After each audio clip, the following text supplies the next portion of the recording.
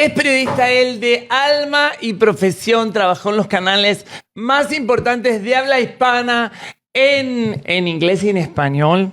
Además, fue jefe en Caracol, fue presentador en Colombia, trabajó en RCN. Además, hace noticias en Univisión y tiene su show a diario en ViX. Escribe su columna en Forbes Colombia, porque es economista además y se la pasa estudiando. Y en El Espectador. Y es un honor recibirlo a quien fue mi jefe en el pasado, Luis Carlos Vélez. Bienvenido. ¿Cómo estamos, Luis Carlos Vélez, que tiene su programa en ViX todos los días? ¿Cómo estamos? Siéntate. Siempre tan elegante. Los cascos de la radio. Claro. ¿Cómo estamos? Bien. Ahí, no lo estoy escuchando mucho. No lo escucho en el... No lo escuchamos a Luis y nos ayudan en... ¿Cómo estás? Muy bien, pero no me oigo ya. No, ¿Se está ¿tú te escuchando, oyes? Luis? ¿Está ¿Tú el te micrófono oyes? abajo? No se oye. Ahí creo que te están escuchando. Solo queremos estar seguros de que al aire la gente lo está escuchando. Escuchando bien. 2, 3, 4, 5, check. Ahí recién estaba saliendo, pero ahora no sé. ¿Está bien? Perfecto. Bueno, compartamos micrófono. Luis, ¿cómo estás? Bien, ¿y tú? Me encanta estar acá y me encanta ver el estudio y todo lo que están haciendo. Porque él vino Maravilloso. cuando estábamos empezando. Sí, Se vine a reunió con chismosear. nosotros Muy bien. Valga la aclaración, Muy Luis bien. Y que Carlos. me invitó a ver el sitio Ajá. y dije, qué maravilla, estar en el futuro. Claro, bueno, tú también estás en el futuro porque estás haciendo Sí. Luis Carlos Bueno, Sí. Luis Carlos Vélez por la mañana. Vélez por la Sí. mañana. Sí. Vélez por la mañana. Que es un programa de 7 a 8 en YouTube. Ajá. Después de que salí de radio y ahora estoy haciendo esto y me pone muy contento. Ahí te hicimos tu cafecito, te lo hizo Gracias, Patsy. muy amable. Con azúcar. No sé si el micrófono está funcionando o no. Maravilloso. No No sabemos se oye. si creo. No A ver, habla escuchamos otra nada. ¿Está funcionando acá? ¿Se No, escucha? no lo escuchamos. No lo escuchamos nosotros a él. Se ve que nos bajaron el Bueno, volumen. pero te escuchamos aquí. Te escuchamos acá. A tranquilo. todos le preguntamos, sobre todo cuando es gente a la que admiramos mucho por la forma en cómo hace su trabajo, ¿no? Porque hay periodistas, hay muchos, pero de alma y de corazón, como decía Quique, la verdad es que Hay cada vez pocos. hay menos de esas, incluso de esas leyendas que admiramos tanto. ¿Cómo y por qué empezaste en el periodismo? Si mi papá hubiera sido bombero, seguramente yo hubiera sido bombero. Mi papá es periodista deportivo como tú.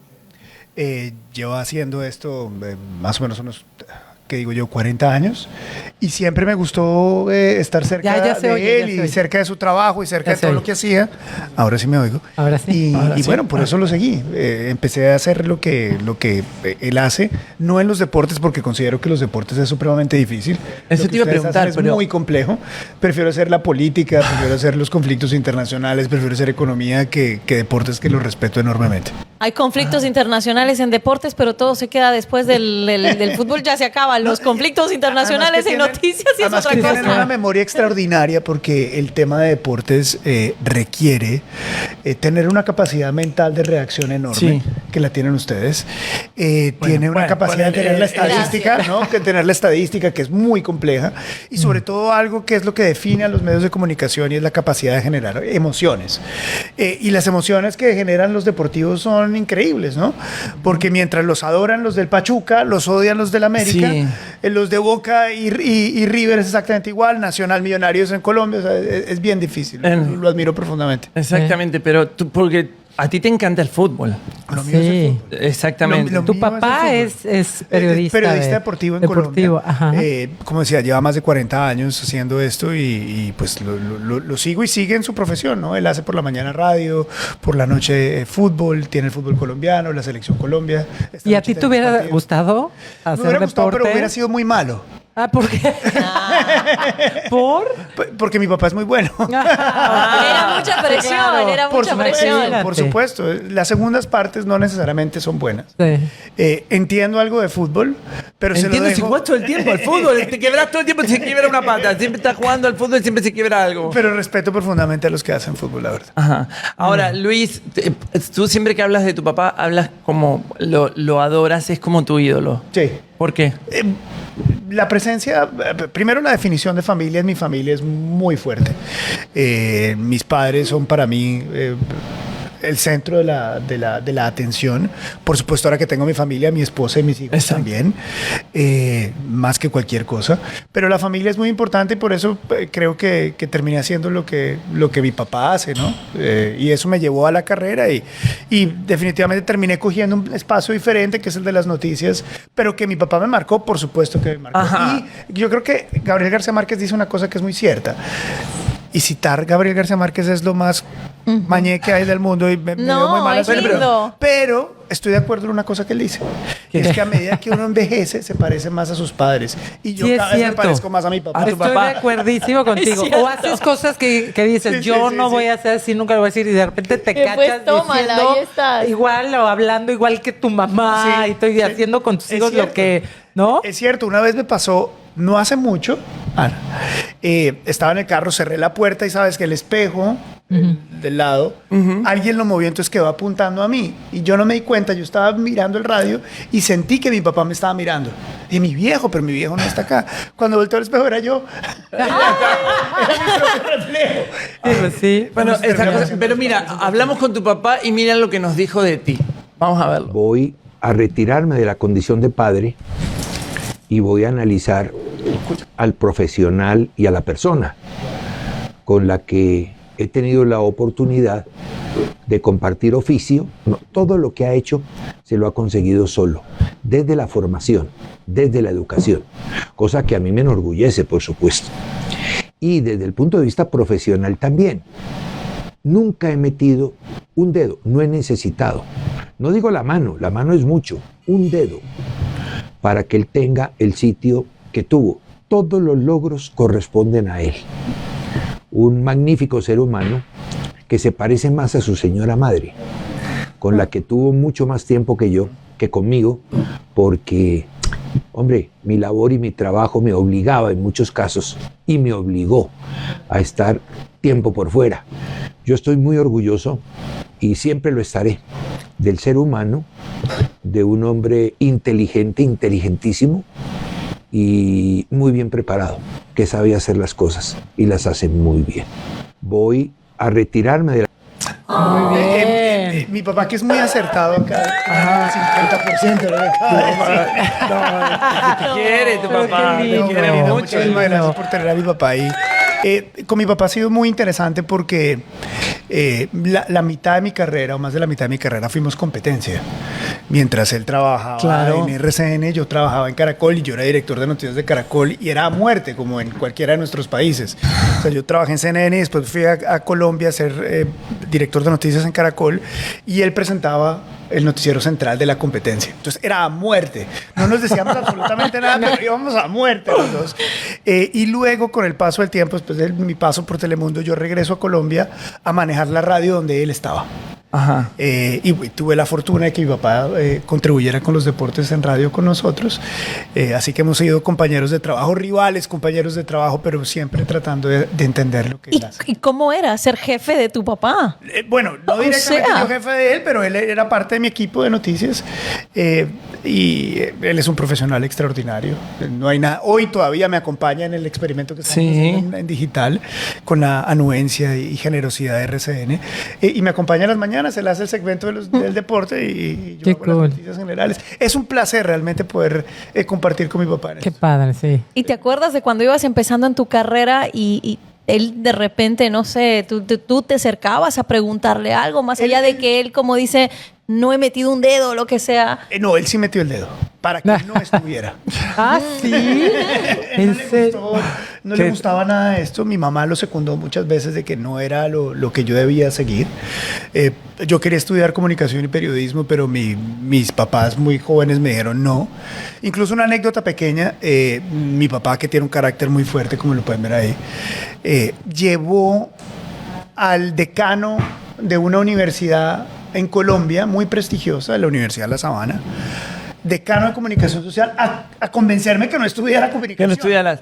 ¿Por A convencerme qué? que no estudiara, para que estudiara algo más, porque mi papá decía y dice, y lo secundo, esta es una profesión muy complicada, es una profesión muy difícil. Uno solamente sabe si es bueno, regular o malo con el paso del tiempo y frente al micrófono, frente a la cámara. Y yo creo que en su espíritu de protección ellos querían protegerme, pero pues yo seguí con lo mío y más o menos mal que bien me ha ido. No, ¿y tú? Mejor que mal. Tú vives estudiando. Exacto, porque acabas ¿por de qué estudias graduarte tanto? en Harvard ahora también, hace muy poquito. Sí, bueno, yo creo que lo mejor que uno puede hacer por su audiencia es estar lo mejor preparado posible. Y lo que está pasando en el mundo y lo que pasa todo el tiempo en el mundo exige que estemos de la mejor manera preparados.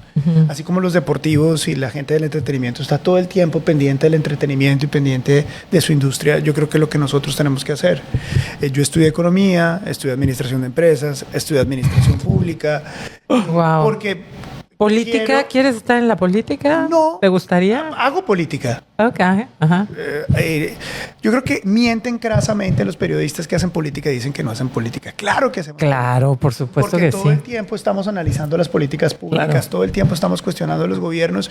Y si usted los está cuestionando, los está analizando desde la bilis, desde el estómago, Sí. pues ¿cuál es la diferencia entre usted y un señor que está en una tienda, con todo respeto para el señor de la tienda? Tiene que haber un diferencial. Y ese diferencial parto yo de la premisa de que tiene que estar pasando por la educación, por el entendimiento, por el análisis, y ojalá sean las mejores instituciones para poder realmente uno explicárselo a la gente. ¿Tú te acuerdas cómo fue cuando comenzaste? O sea, ¿cómo llegó esa primera chamba para ti, ese primer trabajo? Pues fue muy bonito porque arrancó en RCN, la radio que acabo de dejar hace unos meses. Comenzó yo organizando discos compactos, cuando eran discos compactos CDs, y contestando el teléfono en la radio juvenil de RCN que se llama La Mega, todavía es una emisora que existe. Sí. Entonces, ante la negativa de mi papá de dejarme trabajar, lo que logró el presidente de la compañía en ese entonces fue permitir que mi papá me dejara por lo menos contestar teléfonos y organizar discos compactos. Y luego, rápidamente en la emisora me dejaron hacer los turnos de sábados, domingos y días festivos de 6 de la mañana a 12 del día sin pago durante 5 años. Solamente podía dar la hora. 5 años sin pago. Ese es amor. Solamente podía dar la hora, pero yo quería aprender. Y estaba empezando mi carrera universitaria y lo combiné durante esos años. Ahora, Qué has cool. tenido una carrera exitosísima a lo largo de, bueno, ¿cuántos años ya? Más de 20, Haciendo 20 y medios, sí, pico. por unos 25 años. 25 años, porque Qué bárbaro, te ves súper joven. sí, es Súper súper joven y ha tenido Nació siendo periodista. casi. Más o menos, sí, a los Sí, 17 literal. años yo ya estaba en una cabina. de radio. Wow. Ahora, tu carrera ha sido exitosísima. Yo que la conozco porque he compartido contigo. Empezaste siendo, bueno, como lo que acabas de contar, después fuiste periodista, después fuiste presentador en Colombia, después fuiste jefe de noticias, vicepresidente de noticias de Caracol, revolucionaste todo el noticiero de Caracol, convirtiéndolo en uno de los programas, metiste noticiero, pero 200 noticieros por día había, ahí eran horas y horas y horas, pero súper exitoso y con niveles altos de rating. Después te vienes a Estados Unidos, a una cadena hispana, donde trabajamos juntos, y has tenido una carrera muy diversa, con muchas facetas, desde jefe, periodista, presentador. ¿Cuál es la que te gusta más de todas? En todas he sido periodista. Sí. En todas, absolutamente todas he sido periodista. Desde la parte ejecutiva, que me ha tocado en Caracol Radio, en Caracol Televisión, en Telemundo, en RCN, y la parte periodística. Creo que es fundamental uno saber bien cómo se conectan los cables, cómo se hacen las historias, cómo se escriben, cómo se publican, para que no te metan cuento. Exacto. Hay muchos especialistas en meter cuento. Y cuando uno está en la trinchera y ha estado reportando, y ha estado en las coberturas, y le ha tocado escribir, y sabe cómo funciona un script, y sabe cómo funciona, cómo se edita, y sabe todo lo que pasa detrás, es más fácil liderar una organización. Disfruto absolutamente todo. Yo sé que es difícil a veces partir la línea de hasta dónde uno es ejecutivo y cuándo empieza a ser periodista, sobre todo más acá en Estados Unidos, pero creo también que con el paso del tiempo, este tipo de cosas que están haciendo ustedes exige que uno sepa de todo. Tú hoy por hoy, Quique, que estás liderando esto, estás conociendo más de la industria que lo que conocías Si me antes. quiere matar. No, mentira. Pero si no supieras de la industria, como lo estás conociendo ahora, y si ustedes no conocieran de la industria como lo están conociendo ahora, este proyecto no sería una realidad, al cual le auguro mucho éxito, solamente por una condición, sine qua non, contundente, y es esa mezcla de las dos cosas, que exige que hoy seamos empresarios de nuestro propio negocio. Megyn Kelly es empresaria de su propio negocio. Tucker Carlson es empresario de su propio negocio. Son los periodistas de habla, de habla inglesa más aquí en Estados poderosos Unidos. por hoy en este universo digital. Entonces, si queremos sobrevivir en este negocio, que es un negocio, es una industria, tienen que pagar nóminas, tienen que pagar unos sueldos, tienen que darnos un futuro, tienen que dar prosperidad y tiene que ser sostenible en el tiempo. Tienes que entender eso perfectamente. Sí, es cierto. ¿Y cuál te gustó más de las dos? ¿Ser jefe o ser presentador? Me gusta más ser periodista, la verdad. Sinceramente, disfruto más ser Estar delante de cámaras. estar delante de cámaras, estar delante del micrófono, estar delante de la pluma me gusta mucho. Me siento mucho más yo. Claro. Más yo. Hay muchas más libertades siendo periodista que siendo ejecutivo, porque ejecutivo tiene unas responsabilidades por encima de las periodísticas. Las periodísticas son mucho más sueltas y me gusta esa libertad. Definitivamente. Te gusta contar historias y la verdad es que las cuentas muy bien. Y vivirlas. Sí. Claro. Y Me fascina vivir la historia, la verdad. ¿Y has trabajado en español y en inglés? ¿Cuál te gusta más? Me siento muy bruto en inglés. ¿Cómo? Y creo que nos pasa a Pues todos. si tenías lo tu mismo. show en CNN en inglés. Sí, sin duda, pero mi idioma materno. Claro, sí, nos pasa a todos. Yo A creo que todos. Es como el golfista que tiene un hándicap grande cuando empiezas a jugar en inglés, que dices, aunque lo hables muy bien, lo hablas mejor español. Yo Claro. hablo mucho mejor español. En mi caso es evidente, ¿no? Yo hablo mucho mejor español. ¿Y lo puedo hacer en inglés? Sí. ¿Y me siento tranquilo? Sí. Pero que me gustaría hacerlo en español mucho más, por supuesto. Claro. Estoy mucho más conectado. Tengo muchas más herramientas culturales para conectar. Tengo muchas más herramientas vivenciales para conectar. Y finalmente esta es nuestra comunidad, ¿no? Conociendo las dos audiencias de noticias, la gente que ve noticias en inglés y la gente que ve noticias en español, ¿sientes que los latinos sentimos la noticia distinta a como la siente Sin duda. el mercado general? Ana, por supuesto. Claro. Por supuesto. Tienes que ser mucho más histriónico en español. La manera en que contamos la historia nosotros en español por nuestro propio lenguaje es mucho más amplia. En español existe la palabra precisa para cada cosa. Sí. En inglés no. Es una bendición en inglés, pero también es una bendición en español. El poder tener ese juego de palabras, de colores, de versiones, de matices que solamente entrega el español. Claro. Es muy diferente y culturalmente es muy diferente. Pero además, yo creo que cada uno de nosotros cuando lo hace en español, lo hace para nuestra comunidad. Es nuestra comunidad, ¿no? Sabemos perfectamente qué le importa y qué no le importa a la comunidad, cómo le impacta y cómo no le impacta a la comunidad. Y yo creo que todos ustedes y yo creo profundamente que el periodismo es un servicio social. Sí.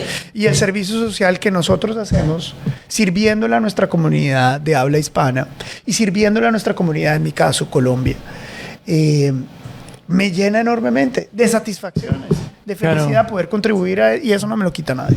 Ahora, cuando estabas en Caracol, ¿conociste quién es el amor de tu vida? A mi señora esposa. A tu señora esposa, Ay, que qué era su bonito. jefe, que también nos mandó un videito. Vamos a, ver, escucharlo. vamos a ver. No sé si ya están funcionando los auriculares o no.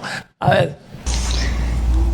Bueno, Luis Carlos es nuestro gran orgullo, es más allá de un excelente esposo, de un maravilloso papá, es una persona honesta, responsable, que todos los días nos enseña que no existe ningún capítulo que podamos dejar abierto, que todo lo que iniciamos lo tenemos que terminar, que uno no se puede quedar quieto. Luis Carlos nunca se queda quieto, siempre está creando, siempre está pensando, siempre está soñando y nos ha demostrado que es capaz de hacer muchísimas cosas. Por ejemplo, ahora él lee muchísimo y ahora ya tiene su propio libro que se llama Mercenarios y que más allá de contar una historia, también nos muestra un poco la esencia de Luis Carlos y es querer siempre ayudar a los demás y ayudar a que todas las personas estén bien. Y él en su trabajo hace eso, y con este libro también hace eso. Ahora también nos ha demostrado que pues uno siempre tiene que luchar por lo que quiere, por lo que le gusta, por lo que sueña, y creó su propio canal de YouTube de cero, que se llama Vélez por la Mañana, donde nos ha demostrado a todos que no hay que quedarse callados, que hay que informar, hay que decir la verdad, y que él puede llegar donde quiera. Luis Carlos no tiene límites y es un super papá. Él, a pesar de los múltiples compromisos que tenga, para Luis Carlos no hay nada más importante que la familia. Entonces él cancela lo que sea con tal de estar con Ana, Simón, Ted, conmigo. No falta una cita del colegio, a un evento del colegio donde es con padres. O sea, Luis Carlos siempre está. Así le tuvo que hacer el programa desde el carro. No, él siempre está ahí para nosotros. Es nuestro gran orgullo, nuestro profesor, compañero, amigo. Bueno, Luis, te queremos mucho, te esperamos en casa, te mando un beso. Besos a Kike y a todos allá. Me alegra mucho verlos y bueno, nos vemos pronto. Ya, le mandamos un saludo, que siempre nos miras, ya, Qué nos postea y bonito todo. ¿Qué sientes Qué lindo que te admire tanto? Lo mejor que me ha dejado mi profesión es Ya. de estar en tantos lugares y haber trabajado tanto tiempo en otros sitios, haber conocido a Ciad en Colombia después de estar en CNN y en Atlanta viviendo, en Nueva York viviendo, ir a Colombia y reencontrarme en Colombia con una persona como Ciad y formar un hogar con Ciad es lo mejor que me ha dejado la profesión. Y Ciad es extremadamente generosa, ¿no? Es el centro de la familia. Ella ha dado mucho de su carrera y de su vida personal para que mi carrera y mi vida personal también avance. Está dedicada 100% a los niños y somos un equipo donde ella cumple el factor fundamental de la educación de mis hijos, de nuestros hijos, y yo simplemente soy el motor que provee, pero todo está centralizado en ella. Ella subraya que hemos hecho varias iniciativas como esto del canal de YouTube que le está yendo muy bien. Empezamos en noviembre, tiene millones de views, en Colombia le va muy bien, pero todo fue idea de ella. Yo no estaba muy convencido de hacerlo, yo no sabía si hacerlo, pero un día Ciad me dijo, mañana arrancas. Estoy cansada de verte por la mañana acá. Pero yo quiero... Estoy cansada. Aquí necesito mi espacio. Llevo madrugando 10 años, de 4 de la mañana a 11. Quiero descansar y acabo de terminar elecciones de Estados Unidos con Univision. Quiero descansar. No. Arrancas mañana. Y mañana fue que mañana me puso a trabajar. Y gracias a Dios. ¡Qué maravilla! El libro, yo no sentía dudas para escribirlo. No sabía si era mi momento para escribir un libro. Y Ciad, lo empiezas a escribir ahora. Pero Ciad, no tengo tiempo. No sé dónde vas a... Entonces, Ciad siempre ha sido el... Tienes que hacerla tu manager, ¿eh? Es muy buena. Es mi manager. Ah, es tu manager. ¡Qué Ella me empuja belleza! para hacer todas estas cosas. Y si ella no me empujara, yo no estaría haciendo la mitad de las Y cosas. fue un amor a primera vista. Tú te enamoraste a primera vista. Sí, así. sí. Cuando la viste. Fue una historia muy chistosa porque yo estaba en Nueva York cuando estaba terminando mi periodo con CNN. Ya habíamos negociado todo lo de Caracol y regresar a Colombia, pero yo no podía decir nada. Había un non-compete con CNN y había un periodo de silencio con Caracol. Pero entonces en ese tiempo yo me encargué de hacer como la estructura de qué era lo que queríamos hacer y veía Caracol a la distancia y lo primero que vi en televisión fue a Ciad. Y yo, wow. Aquí va a tener un problema. Porque Ciad hacía la parte de entretenimiento. bella. Muy Es guapa. Ella Muy guapa. dijo, miércoles, vamos a lo que vamos. Esto debe ser parte de... Bueno. Pero bueno, finalmente. Ella es de descendencia libanesa. Libanesa, sí, su familia es cartagenera, es costeña en Colombia, es de la costa, pero su familia es árabe, no siria-libanesa. No, pero ahora, discúlpame, pero ahora nos cuentas nos echas el cuento completo. Llegas, ya la viste, ya quedaste como wow. Flashó. ¿Cómo Exacto. fue? ¿Buscaste que te la presentaran? ¿Llegaste con el pretexto de vengo a conocer al equipo? ¿Cómo la conociste? Acá se ve Si que te invitamos, reís, algo necesitamos hiciste, saber todo. Ricardo. Quiero conocer qué están haciendo. aquí en Estados Unidos somos muy estrictos con este tipo de cosas. Yo no sabía cómo funcionaba la ley en Colombia. ¿No? Entonces lo primero que hice antes de cualquier cosa fue pedir aviso legal. Claro. A ver si se podía o no, porque Si sea... no es tu... O sea, ya ibas, antes de llegar a Colombia, ya ibas con plan, No, con no, maña. Ya ibas con Colombia. plan. Ah, ya estabas allá. No era mi direct report, ella tenía una jefa. Entonces le pregunté, no solamente al departamento legal, sino que le pregunté a mi jefe en ese momento. Ajá. Y mi jefe me dijo, ¿pero cómo se llama ella? Y le dije, Siachar. Y me dijo, pues salgamos los 4. Y ahí ¡Ay, qué cool! Y pues así empezamos la relación. Y ahí empezamos. Salieron, yo estoy en el chisme, ¿no? No. Salieron como de normal, en grupo, entre amigos, y entonces y ya empezaste, ¿Y aplicaste. cuándo ¿Cómo fue? dijiste, es el amor de mi vida, me voy a casar Creo que con a los ella? 2 meses yo fui y compré un anillo. Y lo ¿Ah? pagué. ¿Me lo juras? ¿Y se lo diste cuándo? ¿Después A de los cuándo? 9 meses. A los 9 meses. Ay, qué rápido. Bien, muy bien. ¿Verdad que se sabe? Canta. Se sabe, La ¿verdad? mamá de mis hijos y listo. Lo compro y cuando llegue el momento que yo sienta que llegue yo a términos conmigo y entienda que ella quiere, pues se lo daré y así funciona. Ay, qué bueno, qué bonito. Que esto iba a terminar así bien, ¿no? Que íbamos a tener muchos niños y bueno, ya vamos en 2. Fruto de ese amor nacieron Hannah y Simón. Y mira lo que te grabaron Hannah y Ay, a Simón. verlo. Hola papá, ¿cómo estás? Te queremos mucho, estamos muy orgullosos de ti y gracias por siempre estar ahí con nosotros. Hola. Ay, qué empujado para que hable, ¿Se parece muchísimo a ti? ¿Tú crees? Mucho, mucho. ¿Cuántos años tienen? Hannah tiene 8, Simón tiene 4. Y pues Hannah se parece mucho más a la mamá en todo. Ok. Culturalmente es la mamá, es extrovertida, es divertida, habla, es bella físicamente. Y Simón yo creo que es un poquito más... Es un parecido a mini-me tuyo. Sí, es más tranquilo, más relajado. Si le dan de comer y lo dejan dormir, el tipo anda perfecto. Y ver la tele un rato. Es supremamente básico. Claro. Pero es una maravilla tener los dos, vernos a los dos reflejados en pequeñas personitas. ¿Y quieren más?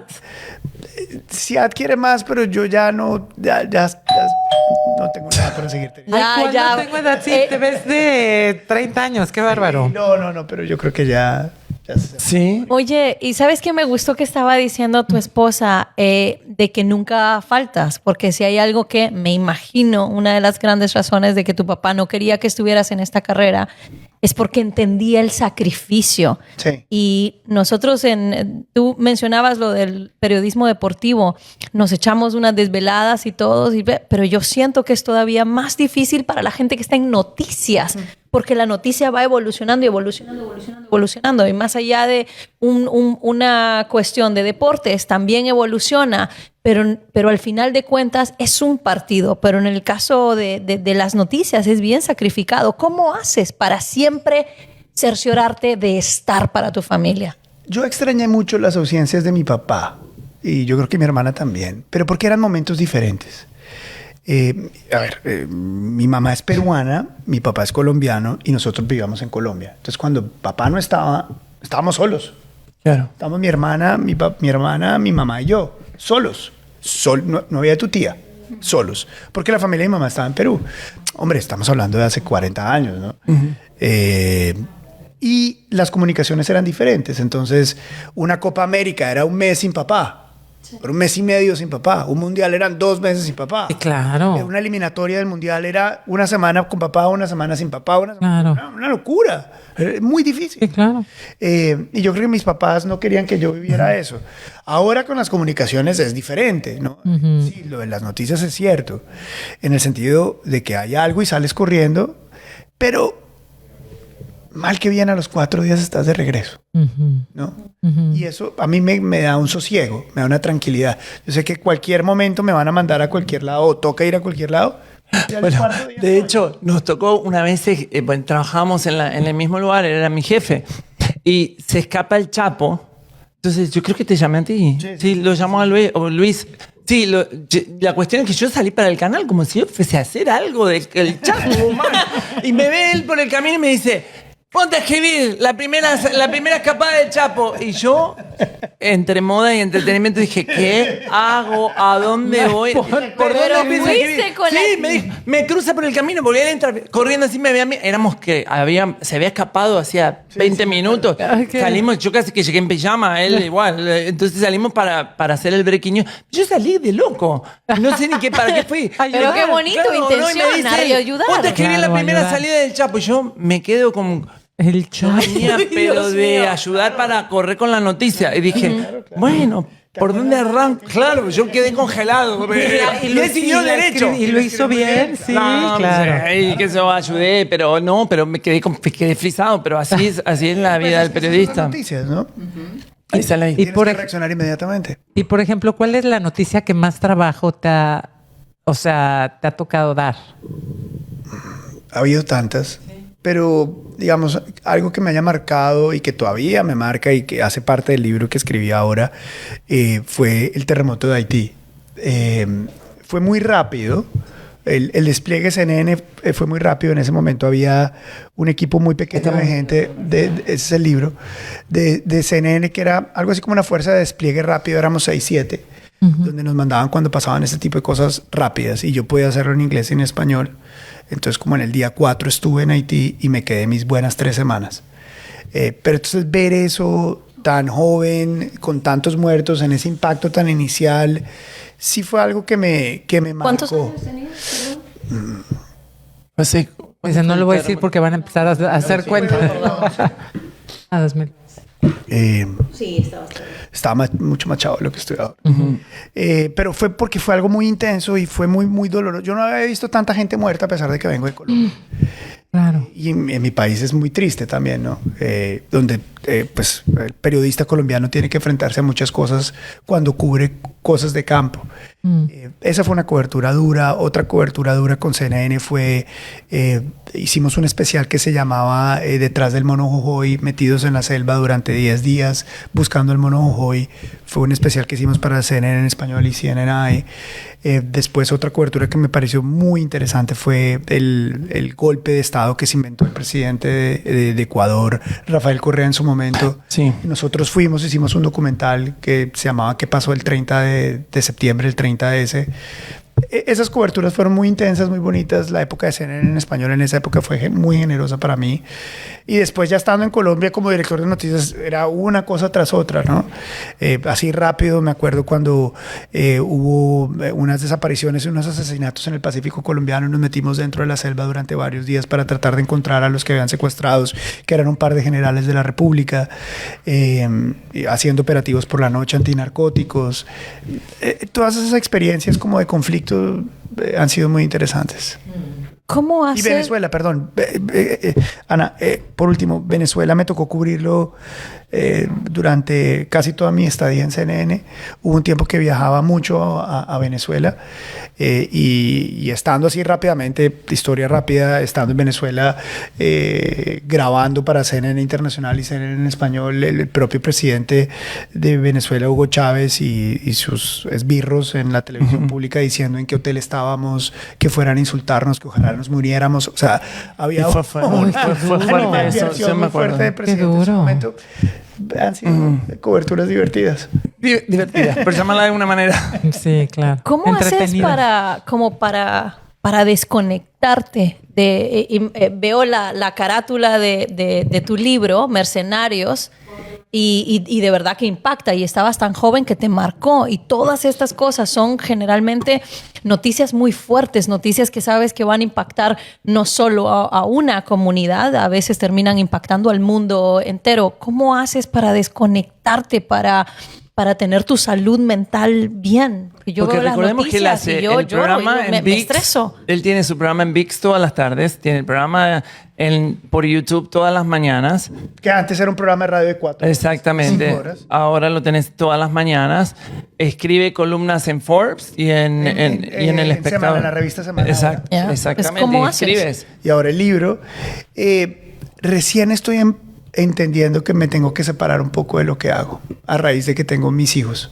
Porque antes tengo que reconocer que durante más de 20 años de profesión no supe cómo hacerlo. Recién ahora con mis hijos hago el esfuerzo de desconectarme un poco, porque creo que se merecen su tiempo. Claro. Y ellos me están enseñando a que la respuesta pregrabada que tenía en mi cerebro para ellos, que era no, tiene que cambiar a sí. Papá, ¿me puedes ayudar? No, porque estoy aquí respondiendo. Estoy intentando hacerlo. De pronto no me sale como me debería salir. Pero le echas ganas. Pero le estoy echando muchas ganas. Claro, le estoy echando muchas ganas para aprender a bloquear unos espacios para ellos, para intentar estar con ellos personal y también sacarme un espacio, por lo menos de unas 4 horas a la semana míos.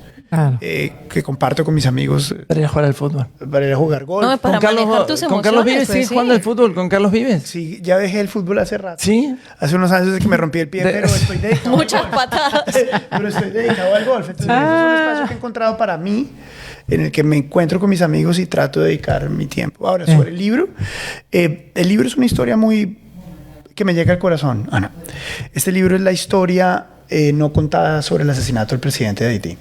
Ahí está en pantalla, se llama Mercenarios. Lo pueden ordenar en Amazon, ¿eh? Si quieren. Sí, a partir del 1 de abril. Ajá. Y esta es una historia en la cual la conclusión mediática hasta ahora es que los colombianos asesinaron al presidente de Haití. Yo creo que nos quedamos en ese pedazo todos. Y en el fragor de la noticia diaria, de estar todo el tiempo, a uno se le empiezan a olvidar los hechos y es difícil hilvanarlos, coserlos, ponerlos juntos como un rompecabezas. Y esta fue una investigación que inicialmente eran 3 meses, me demoré 3 años para terminarla. Llega a una conclusión diferente, y es que no hay una prueba irrefutable, incontrovertible, que lleve a la conclusión de que los colombianos fueron los autores materiales o intelectuales del asesinato del presidente de Haití. Y que lo más probable, y dejo un espacio para la duda, es que hayan sido utilizados para encubrir a los verdaderos asesinos del presidente de Haití. Ergo, no son los colombianos, o no serían los colombianos. Que porque ellos fueron los que terminaron siendo atrapados. Están en la cárcel. Claro, hay 17 colombianos en la cárcel en Haití. Están siendo acusados. Mantenemos esta conversación acá. Ajá. Oye, tenemos que aprovechar que estás aquí. Yo te quiero hacer una pregunta. ¿Qué opinas del gobierno de Trump? ¿Qué opino del gobierno de Trump? Creo que es un gobierno que estamos aprendiendo a entender. Creo que hay que darle el beneficio de la duda. Yo le doy el beneficio de la duda. Porque no quiero empezar por la persona, pero a mí me gusta llevar la contraria, es mi naturaleza. Ok. Hace parte de mi ADN. Sí. Pero aparte de ser parte de mi ADN, creo que el país se ha dado cuenta que la manera en que consumimos noticias nos llevan a unas ideas preconcebidas de cualquiera de los escenarios. Decir antes que había una línea editorial clara de CNN, del New York Times o del Washington Post era ir en contra del santo grial periodístico. Okay. Pero hoy todos entendemos que tienen una mirada liberal del asunto. Si todos consumimos un medio liberal todo el tiempo, nuestra conclusión es que el presidente es terrible. Si todo el tiempo vemos Fox News, pues vamos a llegar a la conclusión de que el presidente es un presidente maravilloso. Pero esto hace 4 años no estaba así de claro. O cuando el presidente fue presidente por primera vez hace 8, no estaba así de claro. Creo que, y cuando no estaba así de claro, todo lo que hacía el presidente era escandaloso, terrible. Hoy, si usted le mete ese filtro, probablemente el escándalo queda en el 50%. Y creo sí que la labor del periodista es la de ser el portero del manicomio. Esta no es una frase mía, esta es una frase de un periodista muy conocido en Colombia. ¿Por qué el portero del manicomio? Porque el mundo se mueve en caos. Es un manicomio. Hay un montón de gente que está diciendo una cosa, otra gente que grita por otra. Y lo que uno espera del periodista es que no sea uno más de los locos del manicomio, sino que sea uno de los porteros que diga, momento. Tal vez aquí hay algo de verdad y aquí tal vez hay algo de verdad. Y de pronto no es tan escandaloso como lo piensas tú, ni tan bueno como lo piensas tú. De pronto, si reconocemos que tú tienes un punto de vista y tú tienes un punto de vista y que hay algo de verdad en alguno de los dos, podemos entrar a una parte mucho más sosegada del análisis. Volviendo a tu respuesta, a tu pregunta, una respuesta más certera a tu pregunta, yo no creo que sea tan escandaloso. Creo que hay cosas que hay que revisar, Por supuesto, creo que hay cosas que hay que cuestionar, pero yo no me voy a hacer en la barra decir que todo es escandaloso. Porque estoy leyendo que no sé si se está escuchando mucho. Que todo es escandaloso y que todo es terrible. Hay cosas que son preocupantes, hay cosas que merecen un cuestionamiento, pero no todo. No todo. No, yo no voy a arrancar de la premisa de que es un gobierno terrible que se está destruyendo la democracia. No, yo no creo eso. Creo que Estados Unidos tiene unas instituciones enormes, desde los jueces, el poder judicial, el poder del Congreso es un poder gigantesco. Y creo que hay que mirarlo todo con un grano de sal y no entrar en el barrismo político ni periodístico que algunos creen que es el acertado. Yo lo veo de otra manera. Y difícil, ¿no? En una época donde el país está sumamente dividido. Sí, y lo que vende es la división. Es contraintuitivo, ¿no? Es contraintuitivo. Hay gente que abraza la división, abraza la polarización.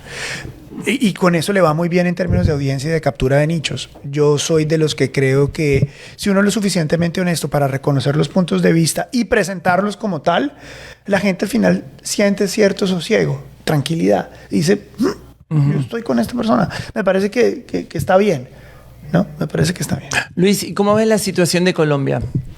Compleja, muy compleja. Colombia vive por primera vez un gobierno abiertamente de izquierda. Yo no soy un tipo de izquierda, ¿no? Tampoco soy un tipo de derecha, pero no ser un tipo de izquierda no me permite no reconocer que es un gobierno de izquierda con unos matices muy parecidos a los de la América Latina de 1970. Un presidente que cree firmemente que la solución a los problemas del Estado es el Estado mismo, el tamaño del Estado. Yo pienso que no. Mi formación es como economista. Tenemos vertientes de pensamiento completamente diferentes. La solución del presidente Gustavo Petro para todos los problemas pasa por el Estado. La solución de los problemas pensionales pasa por crear un Estado mucho más dependiente de las pensiones. El otorgamiento de los sistemas de salud para él no tienen eficiencias en la propiedad privada ni en la empresa privada, sino en el sistema de salud del Estado. Y no lo están acompañando los datos, por ejemplo. Desde que el presidente Gustavo Petro empezó su manejo del sistema de salud hace más o menos 8 o 9 meses, las quejas para el sistema de salud en Colombia han subido cerca del 70%. O sea, su solución ante un problema es equivocada. Yo digo la siguiente frase. Gustavo Petro está 99% correcto en la identificación de los problemas, 100% equivocada en el planteamiento de las soluciones de los mismos. Y es porque él recurrentemente va a esto. Pero no lo digo yo, lo dicen los hechos. Claro. Esta mañana reportábamos cómo Bank of America, que es una de las instituciones financieras más importantes del mundo, le dice a sus inversionistas que no inviertan más en Colombia, porque tiene serias dudas sobre la estabilidad fiscal del país. Está igual que en México. Entonces, dato mata relato. Facts matan narrativas. Hechos matan discursos de televisión. Eso es lo que yo creo. Y los hechos, la secuencia de los hechos, los datos, por ejemplo, un último ejemplo, en el de las drogas, la lucha contra las drogas. Colombia nunca ha tenido niveles de cultivos de coca más altos como los que tiene hoy por hoy. Nunca ha habido tanta exportación de cocaína proveniente de Colombia, manejada principalmente por los carteles mexicanos, como hoy. Nunca habíamos tenido tantas crisis de derechos humanos en Colombia en términos de lugares y poblaciones como hoy. Según la Defensoría del Pueblo, en su más reciente reporte, hay por lo menos 12 poblaciones de crisis sectorizadas de derechos humanos en Colombia. Entonces, a mí no me vengan con el cuento de que las cosas están saliendo bien. Sí, no, claro que no. Están saliendo bien. Y no es una animadversión con el presidente Petro, de quien tengo serios cuestionamientos personales. Pero de esto no se trata de querer a alguien personal o no personalmente. Es una persona que incumple, una persona que no cumple sus horarios, una persona con problemas familiares, una persona con desorden, una persona que está en el computador a las 3, 4 de la mañana. ¿Y dónde está su gobierno? ¿No? Y creo que en Colombia, desafortunadamente, esto de la polarización y las redes sociales llevaron a que haya una gente que lo quiere muchísimo y haya una gente que lo odia muchísimo. Y yo creo que tenemos que darnos la oportunidad de retomar el camino político en Colombia, que no nos ponga en un extremo ni de izquierda Ni un Gustavo Petro de izquierda, ni un Gustavo Petro de derechas. Y Luis Carlos, ya que hablas de eso, ¿no? Porque hay tantos de nuestros países que cada vez más parece que se están yendo por ese camino, ¿no? Yo soy de Honduras y también en este momento el gobierno que está en el mando es de izquierda. Pero también vemos otros gobiernos, por ejemplo, el gobierno de El Salvador con Bukele. Muchos lo admiramos porque los que no queremos, y yo soy de esas, a mí no me gusta la izquierda, admiramos lo que está haciendo, pero también puede ser para muchos un extremo. ¿Qué opinas de ese gobierno? Pues creo que tiene razón en el sentido de que vivimos hoy por hoy en una zombicracia. La zombicracia de creernos todo lo que parece en redes sociales y que nos lleva a un extremo mental y que nos lleva a comportarnos como si estuviéramos en The Last of Us. Nos mordió un zombie, entonces somos parte de la manada de los zombies y nos queremos comer a los que no son zombies. Y lo que nos irriga ese pensamiento son las redes sociales, el computador y los extremos. Entonces nuestras determinaciones no son necesariamente lo que beneficia en términos democráticos a los países. Habiendo dicho eso, eso explica la polarización. En el tema de El Salvador, creo que hay unas cosas muy positivas. Creo que en términos de seguridad es innegable que el país es un país completamente diferente del que era. Yo quisiera que si fuera Honduras. Era un país secuestrado por las maras. Sí. Era un país secuestrado por la inseguridad. Era un país secuestrado por los malos manejos. Ahora hay inversión extranjera, ahora hay prisiones, ahora hay gente mala en la cárcel. Punto. ¿Que puede haber violaciones a los derechos humanos? Seguramente sí.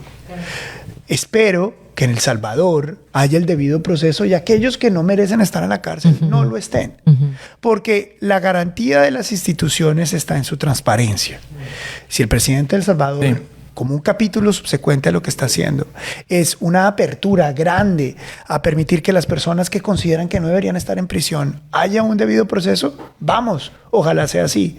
Pero yo creo que la combinación de la mano dura contra los malos con el debido proceso y el equilibrio de poderes es mucho más poderoso que el tratar de llegar a hacer la paz siempre con las manos ante la debilidad de las instituciones. Son dos cosas completamente diferentes. Y en muchos países pasa eso, que como las instituciones son débiles, la solución de los estados es llegar a acuerdos con los malos. Como no te puedo acabar, entonces voy a llegar a un acuerdo contigo. Y yo creo que eso es perverso, porque hoy es con los paramilitares, mañana es con las maras, pasado mañana es con los narcotraficantes, y siempre va a haber un incentivo para que el malo haga lo malo porque sabe que el Estado no es capaz de hacer las cosas bien. Con eso termino. No se puede confundir una política de seguridad fuerte, ¿cierto?, efectiva, con la demonización de la derecha. Son cosas completamente diferentes. Luis, ya que te tenemos aquí, te preguntamos por la economía y por la situación de los inmigrantes en el país, aquí en Estados Unidos. ¿Cómo lo ves? La economía de Estados Unidos está pasando por un momento muy interesante. No tengo la respuesta en lo que va a pasar en el mediano plazo. Sé que en el corto plazo lo que quiere hacer el presidente Trump, que ha sido muy malo explicándolo, es cambiar una de las variables de crecimiento por otra. Voy a tratar de ser lo menos académico, lo más fácil que podamos entender todo. Pero el crecimiento económico de las naciones depende de varias variables. El Producto Interno Bruto depende del consumo más la inversión, más las exportaciones, menos las importaciones. Digamos, esa es la gran fórmula macroeconómica. Entonces, un país crece si hay mayor consumo. Un país crece si hay mayor inversión. Un país crece si hay mayores exportaciones. Y otra variable es el gasto. Un país crece si hay más gasto. ¿Por qué crece más gasto? Porque el gobierno se mete la plata en la mano del bolsillo, construye carreteras, emplea agentes. Hay mayor economía. Lo que quiere hacer el presidente Trump es cambiar esa variable de gasto, reducirla, eliminarla y pasarla a consumo e inversión del sector público. Porque él cree que el sector público es mucho más eficiente que el Estado. Afortunadamente para él, pareciera que algunas cosas le dan la razón. Por ejemplo, ¿quién rescató a los astronautas? ¿Quién rescató a los astronautas? Elon Musk. ¿Eso es empresa privada o pública? privada. Privada. Por lo tanto, hay razones para pensar que es mucho más eficiente la empresa privada que el sector público. ¿A ti te gustaría que te viera un doctor público en Honduras o un doctor privado? Un doctor privado. Un doctor privado, porque probablemente tiene mejores herramientas, ¿no? Lo que él tiene en la cabeza, que es una concepción económica, es cómo hago para que el Estado simplemente sea un ente regulador y la producción o la generación venga de los privados, porque los privados son más eficientes. Esa es su idea. Y a eso le ha puesto el manejo de los aranceles y las tarifas, como se dice en Estados Unidos. Que es un ida y vuelta. ¿No? Los aranceles, él cree que poniendo aranceles, lo que va a hacer en el mediano plazo es fortalecer al sector privado. Porque poniendo aranceles, en su razonamiento, es evitar que las empresas se vayan afuera del país y buscar eficiencias dentro del país para que esas empresas produzcan. Esa es su teoría económica. ¿Que eso le vaya a dar ¿Funciona resultado? eso? Yo no sé. Lo que sí sé es que en el corto plazo la gente está muy asustada. Claro. Pero si le funciona, puede que le funcione. Puede que le funcione en el mediano plazo. Entonces, vamos a ver, en términos económicos, yo creo que hay un momento de incertidumbre. Los mercados no les gusta la incertidumbre. Eso es exactamente lo que estamos viviendo hoy por hoy en Estados Unidos. ¿Y con los inmigrantes? Es un tema muy complejo. Es un tema muy complejo porque las encuestas demuestran hoy por hoy que la mayoría de los estadounidenses está de acuerdo con las políticas antimigratorias del presidente Donald Trump. ¿Y qué te parece y eso? Me parece que tiene unos bemoles muy grandes. Me parece que un país que no tiene fronteras no existe. Uh-huh. Y con respecto a los latinos, de cómo ven a los mismos latinos entre sí. María Elena Salinas vino acá y dijo que estaba pasando, que si habíamos perdido la empatía. Raúl de Molina dijo lo mismo. Sí, yo creo que ellos tienen algo de verdad. Esto tiene que ser mucho más humano, pero yo no vi las entrevistas, no me puedo referir exactamente a lo que ellos piensan, pero sí puedo ver que hay gente que está de acuerdo con esto, que hay gente que está de acuerdo con que hay un abuso sistemático del sistema migratorio en Estados Unidos. Y creo que todos nos podemos poner de acuerdo que el sistema migratorio de Estados Unidos está quebrado. No hay ningún país en el mundo al cual le exijan tanto en términos migratorios como Estados Unidos. Ni Honduras, ni Argentina. Oye, para ser ciudadano de Argentina sí que es difícil, ¿ah?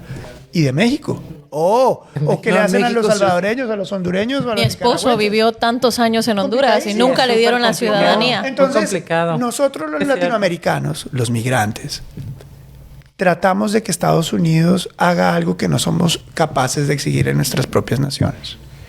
Y todos los que estamos en esta mesa, hicimos parte de un proceso migratorio legal. Uh-huh. Todos. Sí. Todos. Sin legalidad y orden, no hay Estado. Claro, por supuesto, no se puede negar que hay gente que necesita un tratamiento diferente. Y eso se lo tenemos que exigir a los legisladores. Pero la ley es la ley.